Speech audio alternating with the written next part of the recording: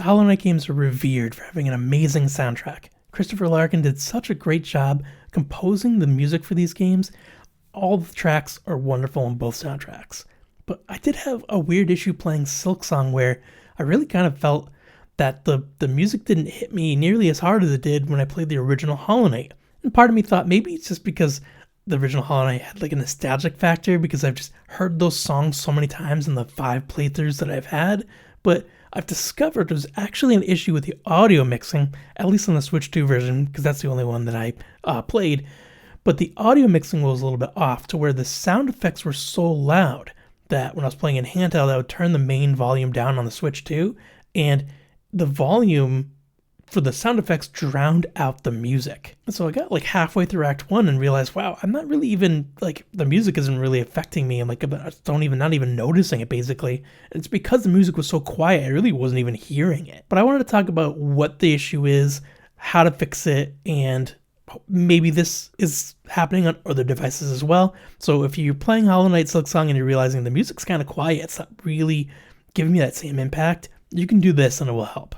Now I've got the game pulled up here and I just wanted to show the difference between the sound effects and the music in the background. So if you do anything at all, right, do double jumps or dashes or whatever, the sound effects are really loud and you can kind of barely hear the music in the background.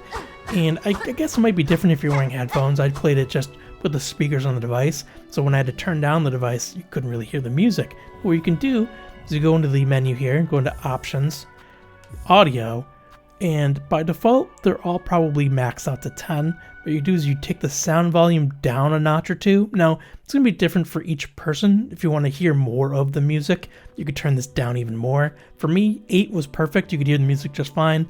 The sound effects were loud enough to hear any kind of telegraphs from bosses or enemies.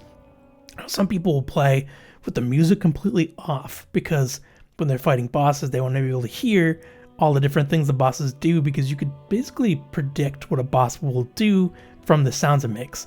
But if you want to hear the music and you want to have a good balance of music and the sound effects when you're playing in handheld, about 8 on the sound volume and keep the other ones at 10, it should be fine. If you turn the volume up on your device, you can hear everything the same, but the music will come through even better in the background. That's a pretty quick fix. You just take the sound effect volume down a couple notches and it should fix that issue.